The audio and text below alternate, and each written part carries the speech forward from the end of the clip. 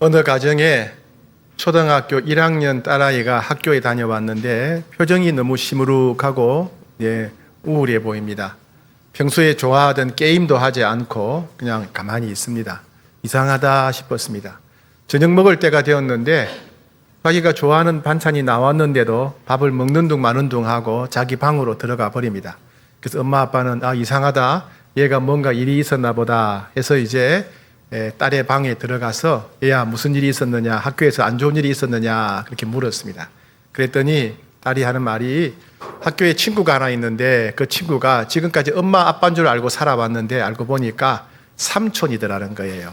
그래서 사고로 아마 엄마 아빠가 세상을 떠난 모양이에요. 그래서 삼촌과 그 작은 어머니 가정에서 이렇게 살게 되었다. 엄마 아빠가 너무 그립다.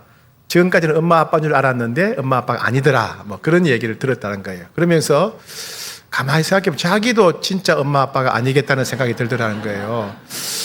나도 우리 친척이나 엄마 아빠의 친구가 나를 돌보는 게 아닐까 그런 생각이 들어서 너무 걱정이 되고 슬프더라는 거예요. 그래서 왜 그렇게 생각했냐 그러니까 맨날 자기가 좋아하는 게임도 못하게 하고 맨날 야단만 쳐서 우리 친척이구나 이렇게 생각했다는 거예요. 엄마 아빠 어이가 없어서 틀림없이 너는 우리 딸이다. 너는 엄마 아빠고 엄마 아빠가 사랑해서 너를 낳았고 너는 진짜 엄마다. 친엄마 아빠고 우리 딸이다. 그렇게 계속해서 격려해 주었다고 합니다. 사람들은 자기가 누구라고 생각하느냐에 따라서 말과 행동이 달라지게 마련입니다. 내가 만약에 돈을 좋아하고 세상에 돈이 최고다 생각하면 오직 돈만 생각하겠죠. 사람들을 만나더라도 돈 생각만 하게 될 것이고 일을 하더라도 돈이 되는 일만 하려고 할 겁니다. 여행을 좋아하는 사람은 어디 여행 갈까 맨날 여행 생각만 하면서 살 겁니다. 그죠? 요즘은 건강을 중요하게 여기는 분들이 많습니다. 건강을 중요하게 여기는 사람은 몸에 좋다는 건 다 주워 먹을 거예요. 그죠? 이런 운동 저런 운동도 하지 않겠습니까? 이와 같이 자기를 누구라고 생각하느냐, 나를 누구라고 생각하느냐에 따라서 그 사람의 말이 달라지고 삶이 달라지고 인생이 달라진다는 것입니다. 오늘 읽은 본문에서는 우리가 이 땅을 살아갈 때 우리가 제일 먼저 기억해야 될 것은 우리가 하나님의 아들, 딸, 하나님의 자녀라는 것을 기억해야 된다라고 강조하고 있습니다. 그리고 하나님의 아들, 딸로서 꼭 기억해야 될 것, 확신해야 될 것, 믿어야 될 것이 세 가지가 있다 말씀하십니다. 오늘 본문 잘 보시게 되면 18절에 하나님으로부터 난 자, 이 하나님부터 난다는 말은 뭐냐면 하나님의 자녀란 말이에요. 하나님의 자녀는 범죄하지 아니하는 줄 우리가 아노라 그랬죠. 아노라. 19절에 가서 또 아는 것은, 20절에 가서 또 아는 것은, 이 아는 것이 세 번 나왔죠. 그죠? 그러니까 하나님의 자녀들이 알아야 될 것이 세 가지가 있다. 하나님의 자녀들이 확신하고 믿어야 될 것이 세 가지다. 이런 말씀입니다. 우리는 누구든지 회개하고 예수님을 믿는 순간, 예수님을 주인과 구세주로 믿는 순간 모든 죄를 용서받았어요. 우리가 회개하고 예수님을 주인과 구세주로 믿는 순간 하나님의 자녀가 되었습니다. 저절로 자동으로 되는 거예요. 자, 여러분 예수님을 주인과 구세주로 믿으십니까? 아멘. 여러분 안에 성령님이 함께 하심을 믿습니까? 그렇다면 이미 여러분들은 하나님의 자녀입니다. 여러분들이 회개하고 예수님을 주인과 구세주로 믿는 순간 그 즉시로 우리는 모든 죄가 깨끗해졌고 하나님의 자녀가 된 것입니다. 그렇다면 하나님의 자녀로서 꼭 기억해야 될 것, 알아야 될 것, 확신해야 될 것, 믿어야 될 것 세 가지가 오늘 우리에게 주시는 말씀입니다. 오늘 우리에게 주시는 첫 번째 말씀은 하나님께로부터 난 자, 즉 하나님의 자녀들은 계속해서 죄를 지을 수 없다는 사실을 알아야 된다, 확신해야 된다, 믿어야 된다라고 말씀하십니다. 자, 18절 말씀 시작. 하나님께로부터 난 자는 범죄하지 아니하는 줄을 우리가 아노라. 하나님께로부터 나신 자가 그를 지키심에 악한 자가 그를 만지지도 못하느니라. 자, 하나님께로부터 난 자는 범죄하지 아니한다. 이 말은 죄를 안 짓는단 말이 아닙니다. 하나님의 자녀도 죄를 지어요. 죄를 짓지만은 죄를 짓더라도 반드시 승리할 수밖에 없다. 그런 말씀입니다. 마귀가 어떻게 공격하더라도 하나님의 자녀들은 승리할 수밖에 없다. 그런 말씀이죠. 왜 하나님의 자녀들은 죄로부터 승리할 수밖에 없을까요? 왜 하나님의 자녀들은 악한 마귀가 공격해도 이길 수밖에 없을까요? 첫 번째 이유는 하나님의 자녀가 죄로부터 승리하는 첫 번째 이유는 하나님의 자녀는 예수 그리스도의 구속의 은혜를 누리기 때문에 그렇습니다. 요한일서 1장 9절 말씀 다 아시죠? 시작. 만일 우리가 우리 죄를 자백하면 그는 미쁘시고 의로우사 우리 죄를 사하시며 우리를 모든 불의에서 깨끗하게 하실 것이요. 예수님은 완전한 하나님인 동시에 마리아의 몸에서 태어난 완전한 사람이셨어요. 예수님은 완전한 하나님으로서 완전한 사람으로서 모든 사람을 대신해서 십자가에서 죽으셨습니다. 그래서 누구든지 예수님께 나와서 십자가의 은혜를 의지하게 되면 모든 죄를 용서받게 됩니다. 너의 죄 때문에 내가 십자가에서 대신 죽었단다. 네가 받아야 할 모든 죄값과 형벌을 내가 다 갚았단다. 그러니 너는 이제부터 깨끗하게 되었다. 이렇게 말씀해 주시는 것입니다. 우리는 실수할 수 있어요. 우리도 미끄러질 수 있고 넘어질 수 있습니다. 우리는 그때마다 십자가 앞에 나와서 회개하면 예수님께서 우리 죄를 씻어주시고 용서해 주시고 우리가 새롭게 일어나도록 도와주신다는 것입니다. 하나님의 자녀가 죄로부터 승리하는 두 번째 이유는 예수님의 이름에 강력한 권세와 능력이 있기 때문에 그렇습니다. 예수님은 이렇게 약속하셨죠. 마태복음 28장 18절에서 예수께서 나와 말씀하여 이르시되 하늘과 땅의 모든 권세를 주셨다.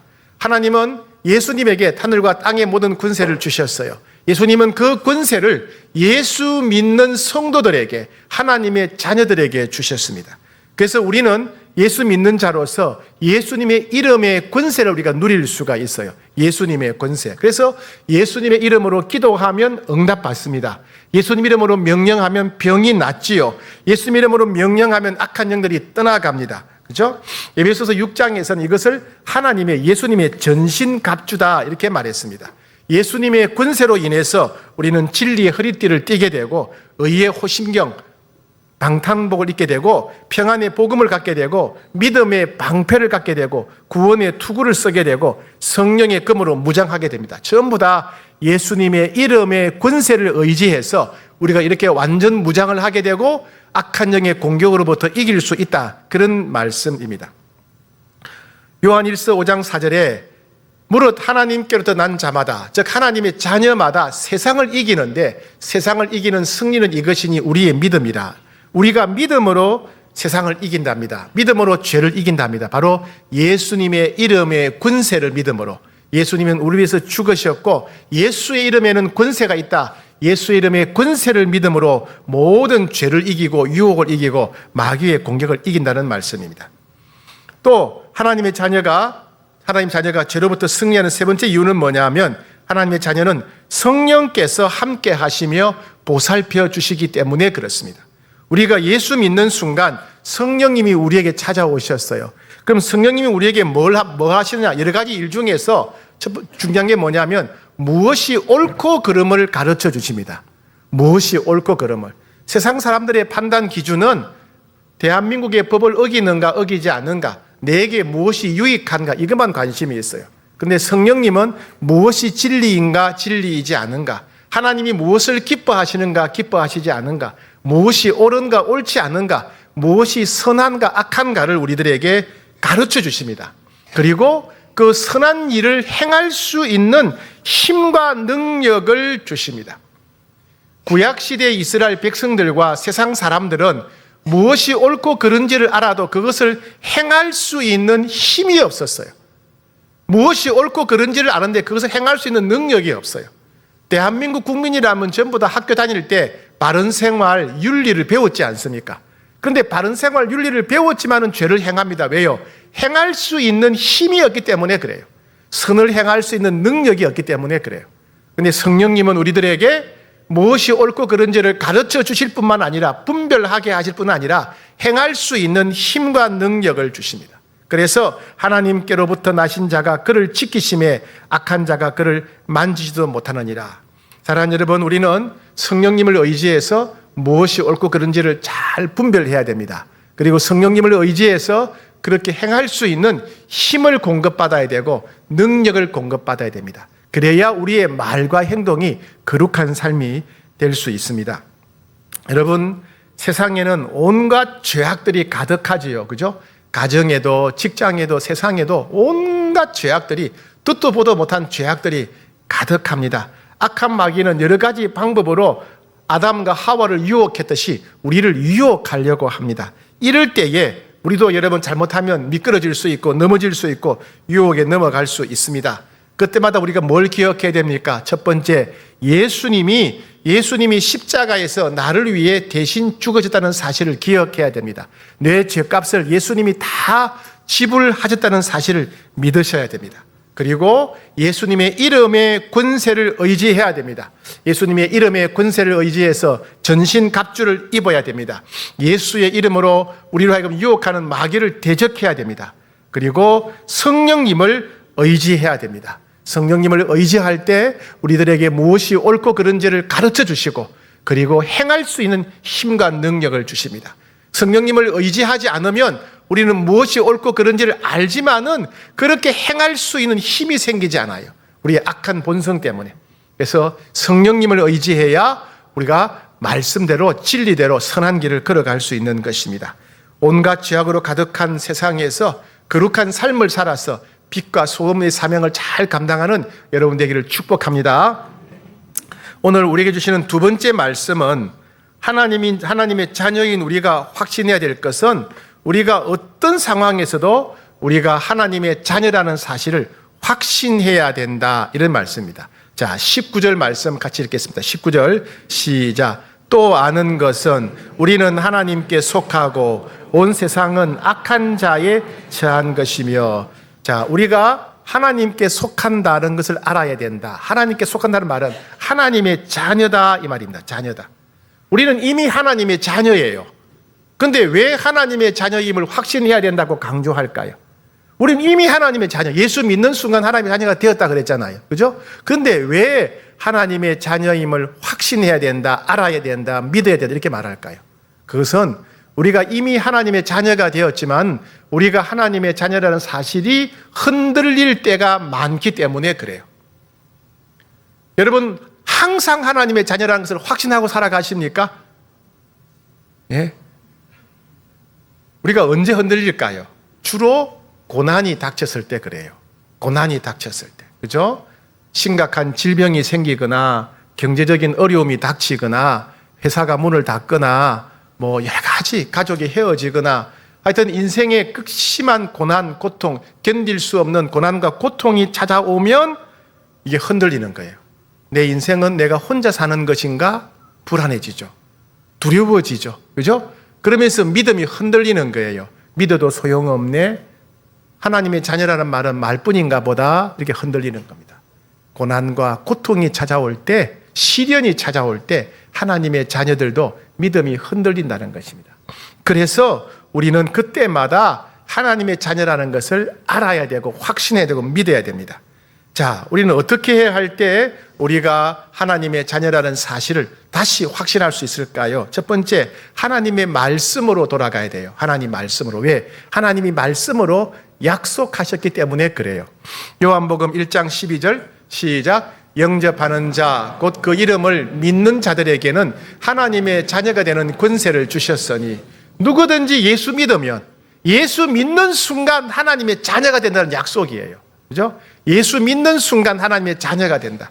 예, 이 말씀, 이 하나님의 약속의 말씀, 이 약속의 말씀 붙잡아야 돼요. 내 느낌은 어떠하든지, 내 감정은 어떠하든지 간에, 내가 지금 환경 때문에, 시련 때문에, 고난 때문에, 질병 때문에, 돈 때문에 지금 내 믿음이 흔들리는데, 그러나 내 믿음이 어떠하든지 간에, 내 감정이 어떠하더라도 내가 예수 믿는 순간 나는 이미 하나님의 자녀가 되었다. 이 약속의 말씀을 붙잡아야 된다는 겁니다. 두 번째 뭘 붙잡아야 되느냐?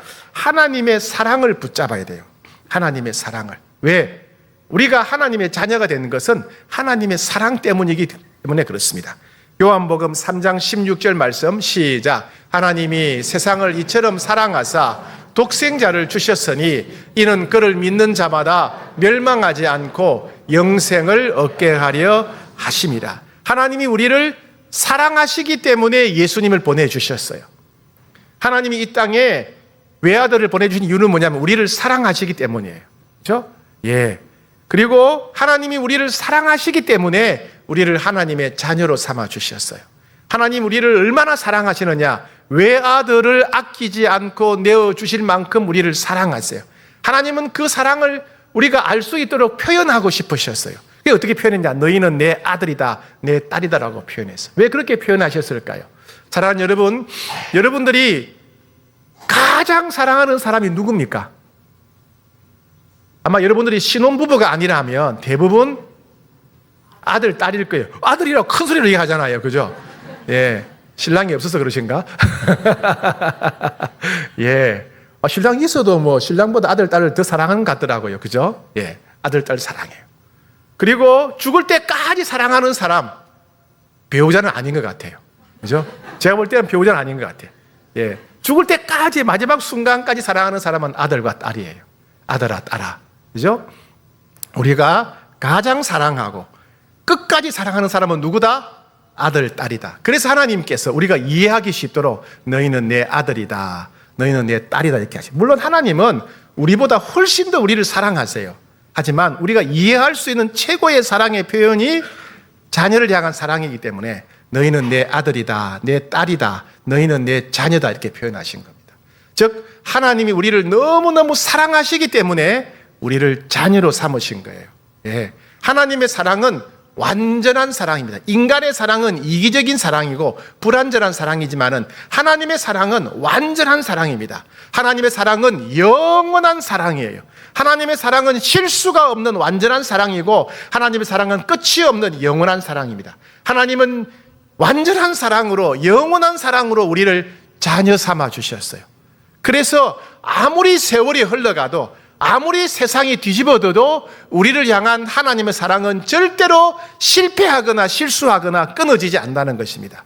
하나님이 우리를 영원히 사랑하시기 때문에 우리는 영원토록 하나님의 아들이고 딸이고 하나님의 자녀인 겁니다.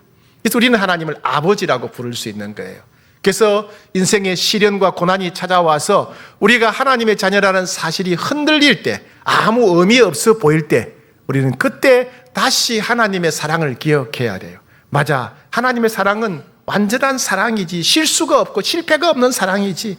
맞아, 하나님의 사랑은 영원한 사랑이지. 하나님이 그 완전한 사랑으로, 영원한 사랑으로 나를 사랑하시기에 나를 아들이다, 딸이라고 부르셨지. 맞아, 그래, 내가 힘들어도, 내가 견디기 힘들어도 나는 여전히 하나님의 아들이야, 딸이야. 이렇게 우리가 회복해야 된다는 겁니다. 사랑하는 여러분, 하나님의 사랑을 신뢰함으로 우리가 하나님의 아들, 딸임을 믿으셔야 됩니다. 네. 세 번째, 우리가 하나님의 아들, 딸, 자녀라는 것을 성령님께서 증거하십니다. 성령님께서. 자, 로마서 8장 16절 말씀을 같이 읽겠습니다. 로마서 8장 16절. 16절 해주세요. 시작. 성령이 친히 우리 영과 더불어 우리가 하나님의 자녀인 것을 증언하시나니. 예, 성령님이 우리 안에 계셔서 우리가 하나님의 자녀라고 계속 증거하신다는 거. 얘야, 넌 하나님의 아들이야, 넌 하나님의 딸이야, 계속해서 우리에게 말씀하신다는 거예요.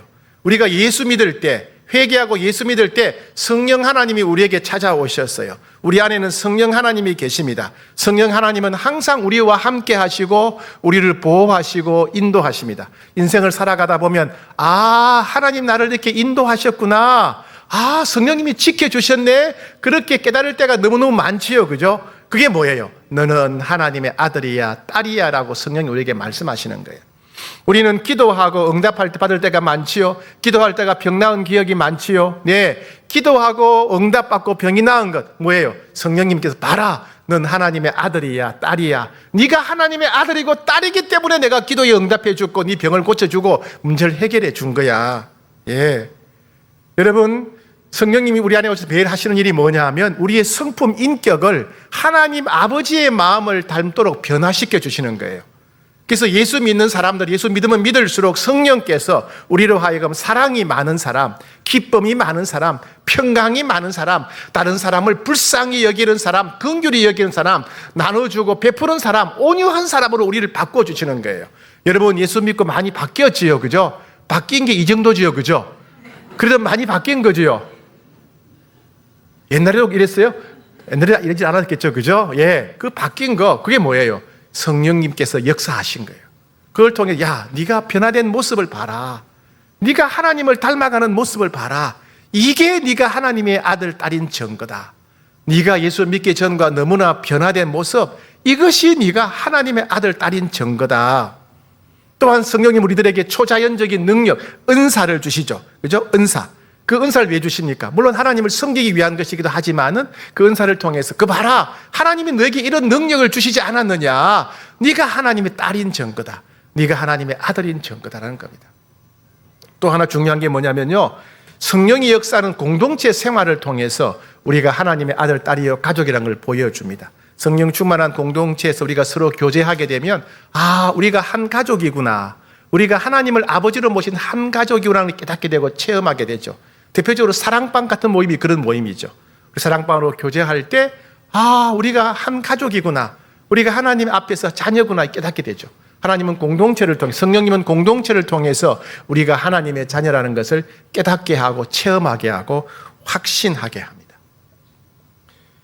여러분, 요즘은 전기가 잘 들어오지만은 제가 지난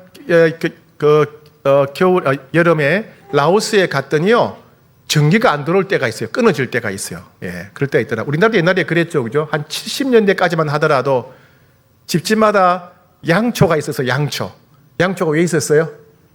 예, 전기 나가면 불 켜려고, 그죠? 예, 어두울 때 불을 켜면, 촛불을 켜면 밝아집니다, 그죠? 어두울 때 아무것도 보이지 않을 때 전등을 켜거나 촛불을 켜면 밝아져요. 우리가 인생을 살아갈 때 인생의 어두운 밤이 올 때가 있어요. 인생이 캄캄해질 때가 옵니다, 그죠? 예, 너무 힘들 때가 있죠. 누구에게나 힘들 때가 있어요. 외로울 때가 있고 슬플 때가 있고 낙심될 때가 있고 어떻게 해야 될지 모를 때가 있고 세상이 끝난 것처럼 느껴질 때가 있고 내가 세상에서 혼자 버림받은 것처럼 느껴질 때가 있고 마음이 두려움으로 가득 찰 때가 있습니다. 여러분, 그때 우리는 영적인 촛불을 켜야 돼요. 영적 전등을 켜야 됩니다. 하나님 말씀 앞에 나아가서 맞아, 하나님이 나를 자녀로 삼으셨다고 약속하셨지. 맞아, 내가 예수 믿는 순간 자녀 되게 하셨지. 맞아, 하나님의 사랑은 완전하고 영원하다 그랬는데 그 완전한 사랑, 실패하지 않는 사랑, 실수하지 않는 사랑, 영원한 사랑으로 나를 자녀 삼았다고 하셨지.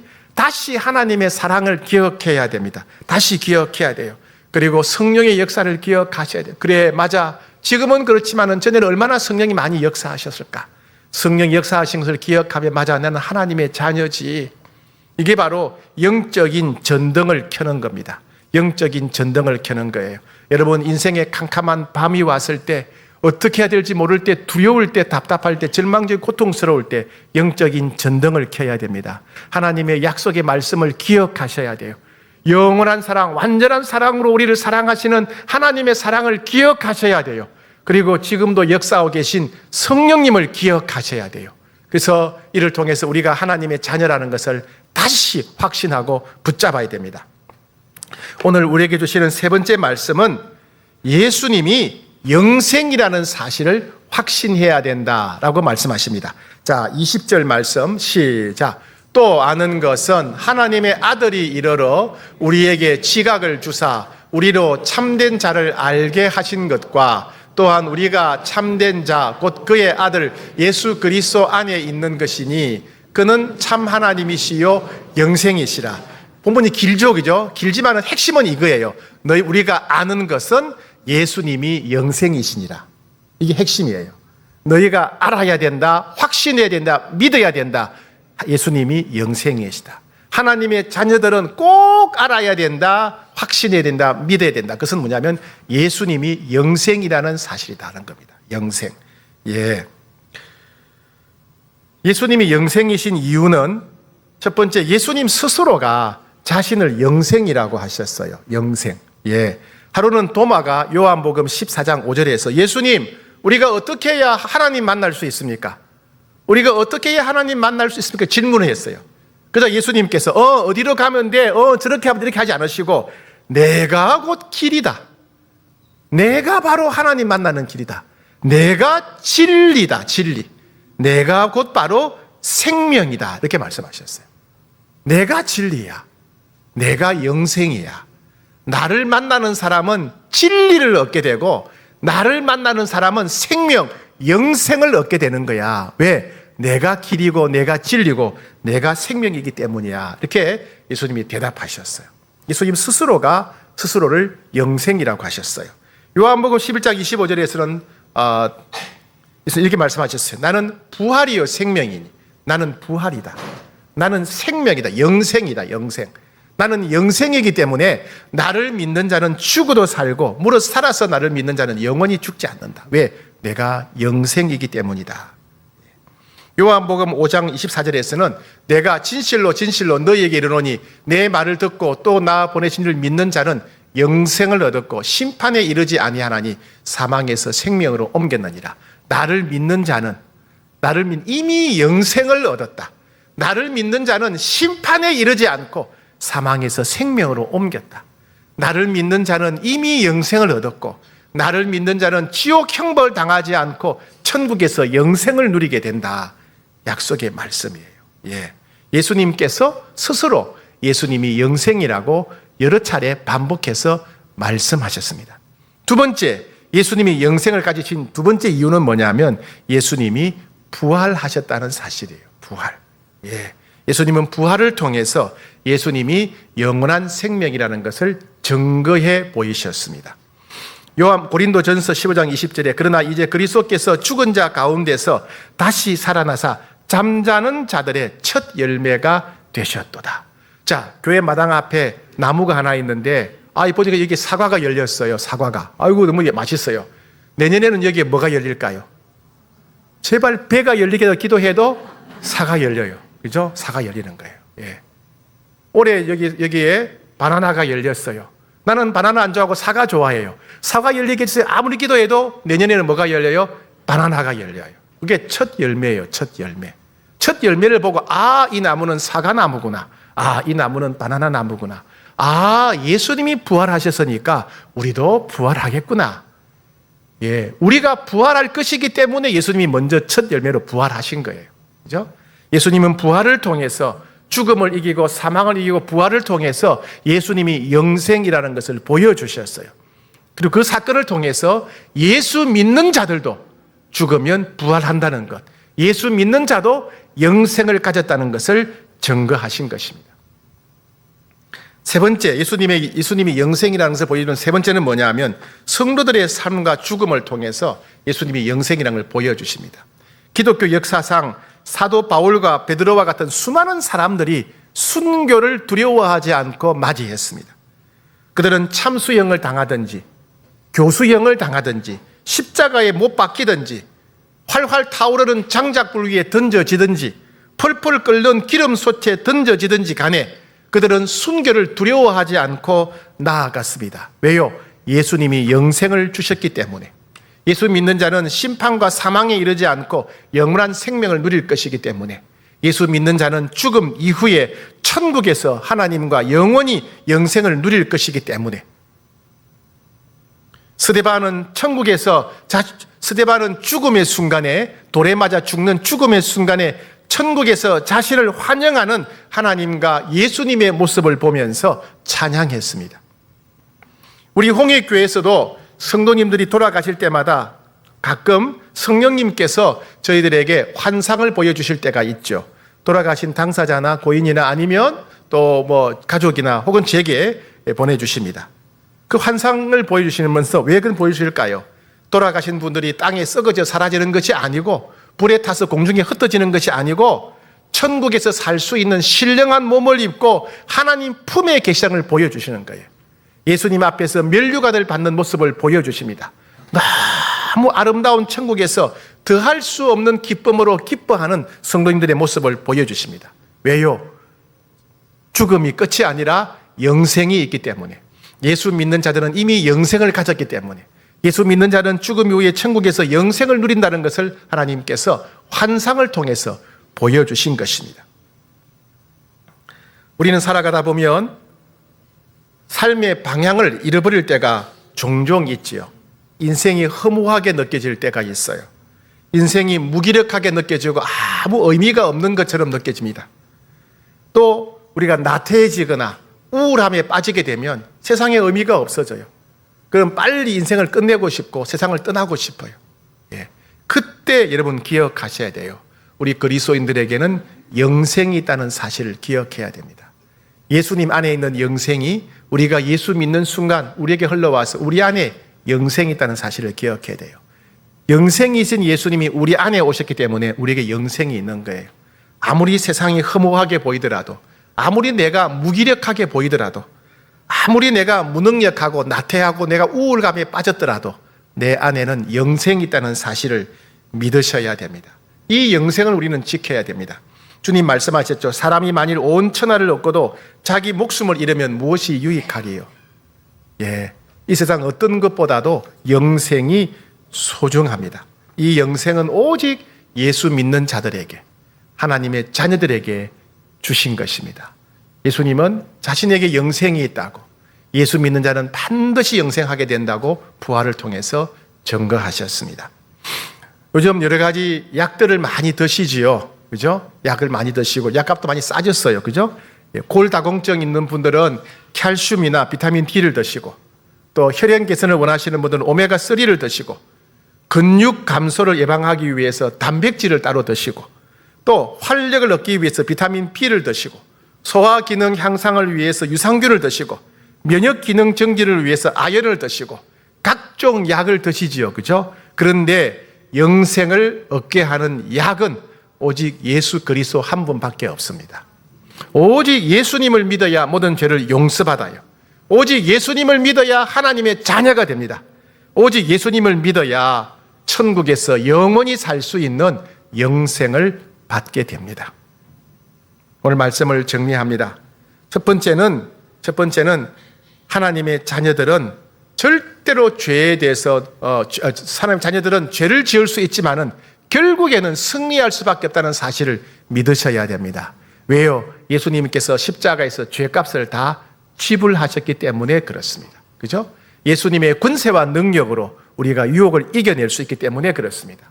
무엇이 옳고 그른지 성령님이 가르쳐 주시고 힘을 주시기 때문에 그렇습니다. 두 번째, 우리는 하나님의 자녀라는 사실을 기억해야 됩니다. 두려움에 빠질 때, 인생의 어두운 밤이 몰려올 때, 우리는 그때마다 우리 믿음은 흔들리지만은 그때마다 하나님의 약속을 기억하고 완전한 사랑으로, 영원한 사랑으로 우리를 자녀 삼으신 하나님의 사랑을 기억함으로 우리가 변함없이 하나님의 자녀라는 사실을 기억해야 돼요.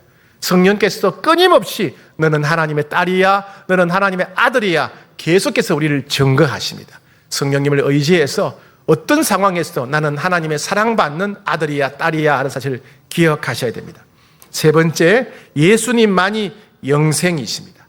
인생이 아무리 허무하게 보이고 인생에 아무리 소망이 없어 보이고 갈 바를 알지 못한다 하더라도, 우리 마음이 무기력해지고 또 우리 마음이 나태해지고 우울해진다 하더라도 우리 안에는 이미 영생이 있다는 사실을 기억해야 돼요. 그래서 남은 생에는 세상 사람들처럼 이 땅의 것에 대해서 집착하지 않고 허무함 때문에 포기하지 않고 하나님이 기뻐하시고 원하시는 뜻이 무엇인가를 잘 헤아려서 하나님의 뜻을 따라서 복되게 살아가는 인생이 되어야 되겠습니다. 여러분, 이 믿음으로 살아가기를 축복합니다. 큰 강이 하나 있습니다. 강이 있어요. 우리는 강을 건너서 건너편으로 가야 됩니다. 그런데 다리가 하나 있습니다. 사람이 두 쪽으로 나누어졌어요. 한쪽 사람들은 이 다리를 건너가면 되겠다, 이 다리를 이용해서 강 건너편으로 건너가면 되겠다 이렇게 말하는 사람이 있어요. 또 한쪽 편의 사람은 이거 우리가 건너가기에는 다리가 부서질 것 같아, 다리가 불안전해 보여, 저 다리로 건너갈 수가 없어 이렇게 말합니다. 티격태격 싸우다가 그 다리가 안전하다고 믿는 사람은 다리를 통해 건너편으로 건너갔어요.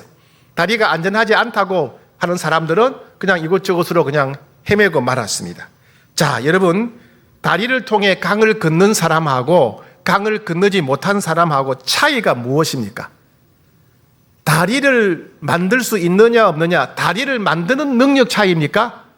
아니지요, 그죠? 아니면 이 다리가 안전한지 불안전한지 진단할 수 있는 능력입니까? 그것도 아니에요, 그죠? 차이가 뭐예요? 건너간 사람들은 다리가 안전하다는 믿음이 있었어요. 믿음. 그렇죠? 믿음이 있었어요. 믿음이 있는 사람은 다리를 통해 건너갔어요. 믿음이 없는 사람은 못 건너간 거예요. 그죠? 못 건너갔어요. 믿음이 있는 사람은 강을 건넜습니다. 믿음이 없는 사람들은 강을 건너지 못했어요.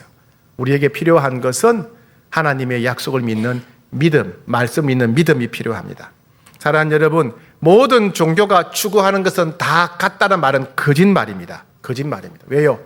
죄의 문제를 해결할 수 있는 것은 예수 그리스도의 십자가의 은혜밖에 없어요. 그죠? 우리를 영원토록 사랑하시고 실패하지 않는 사랑으로 절대로 우리를 포기하지 않고 사랑하고 영생을 주는 사랑은 하나님 아버지의 사랑밖에 없습니다. 그죠? 하나님 아버지의 사랑밖에 없어요. 예, 그렇다면 예수님밖에 없다는 겁니다. 예수님 말씀하셨어요. 내가 곧 길이요 진리요 생명이다. 그러니 남은 생에 예수님만 딱 붙잡고 하나님의 자녀답게 살아가는 여러분 되기를 축복합니다. 어떤 유혹이 몰려오더라도 예수 믿는 믿음 붙잡고 죄를 이기고 그리고 하나님 자녀답게 살고 그리고 영생을 소망하며 살아가는 복된 여러분 되기를 축복합니다.